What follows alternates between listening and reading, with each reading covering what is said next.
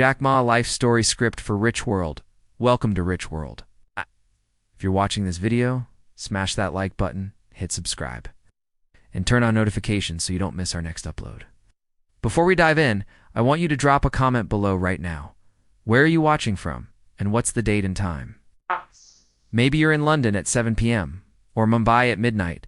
Let us know. Your comments help us build our global community. All right, let's jump into the incredible story of Jack Ma, the founder of Alibaba Group, a man who turned rejection and hardship into a global empire. Jack Ma's journey is one of grit, resilience, and defying the odds. Born into poverty in communist China, he faced countless rejections, battled financial struggles, and navigated some of the toughest challenges imaginable. Yet he rose to become a billionaire, revolutionizing e-commerce and inspiring millions. Today, we'll explore his struggles, the dark times he endured, how he pushed forward, and when he finally struck it rich. This is a story that'll motivate you to keep going, no matter the odds. Jack Ma was born Ma Yun on September 10, 1964, in Hangzhou, Zhejiang Province, China. His family was far from wealthy. His father, Malefa, was a photographer and traditional musician, while his mother, Kui Wenkai, worked in a factory. Jack grew up with an older brother and younger sister in a modest home during China's turbulent 1960s and 1970s. The Cultural Revolution left the country in chaos. Food was scarce, opportunities were limited, and dreams felt out of reach for a kid from a poor family. As a young boy, Jack was curious about the world beyond China.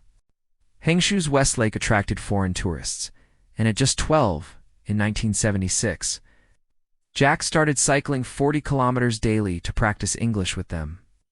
He'd offer free tours just to chat, earning the nickname Jack from an American tourist who couldn't pronounce Ma Yun. In a time when China was isolated, his peers mocked him for hanging out with foreigners. But Jack didn't care. He was hooked on learning English and connecting with the world. School was a constant struggle. Jack wasn't a great student. Failed his primary school exams twice and middle school exams 3 times. The university entrance exam, the Gaokao, was a nightmare. He flunked it twice, scoring just 1 out of 120 in math on his first try. On his third attempt in 1984, he barely passed, getting into Hangzhou Normal University to study English. To survive financially, he took odd jobs like pedaling a tricycle to deliver goods. These failures stung, but they toughened him up. As Jack later said, "I failed so many times, people got used to it." After graduating in 1988, finding a job was brutal. Jack applied to over 30 positions and got rejected every time. When KFC opened in China, 24 people applied, 23 got hired. Jack didn't. He even tried for a police job. 5 applicants, 4 hired. Jack rejected again. Desperate, he took a teaching job at Hangzhou Dianze University, earning just $12 a month. It was humbling for someone with big dreams, but Jack threw himself into teaching, inspiring his students while barely making ends meet. In 1995, everything changed. Jack traveled to the U.S. for a work trip to collect a debt. In Seattle, a friend showed him the internet. Jack, who'd never used a computer, typed beer into a search engine and was blown away. When he searched China, nothing appeared. That's when it hit him. China needed to join the digital world. Back in Hangzhou, he quit teaching, borrowed $2,000 from relatives, and started China Pages, one of China's first internet companies, a directory for businesses. China Pages was a grind. Internet access in China was rare and costly in the mid-90s. Most people didn't even know what the internet was. Jack and his small team worked out of his apartment, facing constant doubt. The company barely made money, and by 1997, Jack had to merge it with a state-owned firm to keep it alive. He then took a job in Beijing with the Ministry of Foreign Trade, working on e-commerce. But the bureaucracy crushed his spirit. He felt like a caged bird. By 1999, broke and frustrated, he returned to Hangzhou. Back home, Jack didn't give up. In February 1999, he gathered 17 friends in his apartment and shared his vision: an online marketplace connecting Chinese manufacturers with global buyers. With $60,000 they scraped together. They launched Alibaba.com. The name Alibaba came from the Arabian Nights story: simple, global, and symbolizing opportunity. The early days were rough. They worked 16-hour days in a cramped apartment, sometimes sleeping on the floor. For 3 years, Alibaba made no revenue. China's internet was primitive in 1999, with just 2 million users. People called Jack's idea insane. Pitched to investors in Silicon Valley and got laughed out of rooms. The dot-com crash in 2000 made things worse, drying up funding. Alibaba nearly went bankrupt multiple times. Jack's marriage to Zhang Ying, his college sweetheart, strained under the stress. He admitted to battling depression, wondering if he'd made the right choice. What kept Jack going? His unshakable optimism and focus on customers. He believed in putting customers first, employees second, and shareholders third.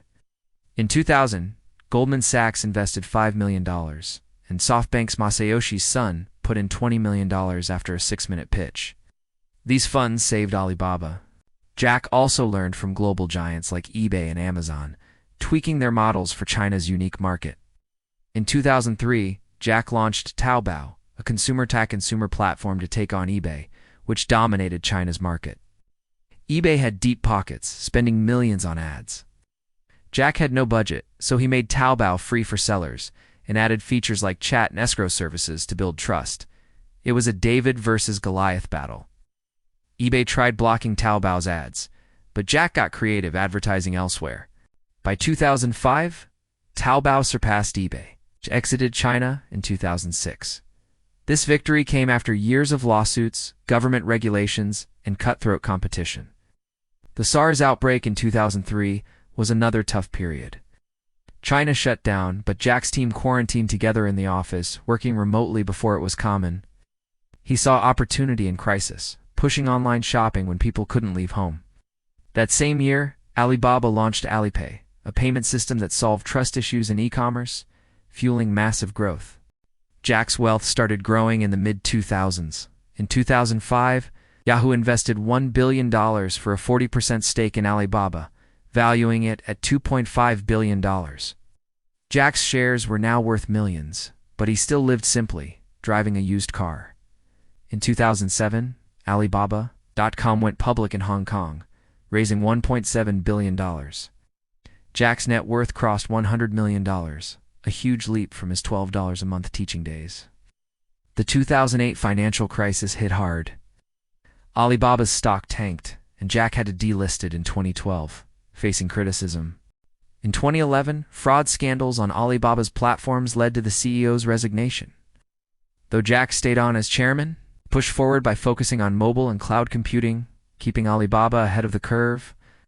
The big moment came on September 19, 2014.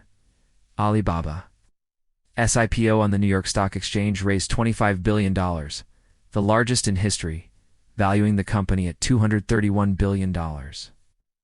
Jack's 8.9% stake made him China's richest man at age 50, with a net worth of about $20 billion. Hangzhou celebrated with fireworks and Jack partied with employees. After 15 years of grinding, he'd made it. After the IPO, Jack's wealth grew. By 2015, it hit $22.7 billion. He expanded Alibaba into entertainment, logistics, and finance with Ant Financial. Valued at $150 billion by 2019, that year. Jack retired as chairman on his 55th birthday, focusing on philanthropy through the Jack Ma Foundation, supporting education and the environment. But success wasn't without new struggles. In 2020, Jack criticized Chinese regulators, leading to the cancellation of Ant Group's $37 billion IPO, the largest planned ever. His net worth dropped from $61 billion to $38 billion by 2021. Alibaba faced a $2.8 billion antitrust fine, and Jack vanished from public view, sparking rumors. He called it his darkest hour, echoing earlier struggles. How did he bounce back? Jack pivoted to quieter pursuits like farming and teaching. By 2023, he was teaching in Tokyo and Hong Kong, exploring agriculture tech. His wealth stabilized. Forbes estimated it at $24.5 billion in 2024. Jack's mantra: if you daren't give up, you still have a chance. Jack Ma's life is proof that persistence beats failure. From a broke teacher to a global icon, he faced poverty, rejections, business flops, economic crises, and regulatory battles. He moved forward with optimism, innovation, and a knack for turning crises into opportunities. His story screams one thing: keep pushing, no matter what. If Jack's journey inspired you, hit that like button, share this video, and drop a comment with your biggest takeaway. What's one challenge you've overcome? Let us know below. Thanks for watching Rich World. See you in the next video.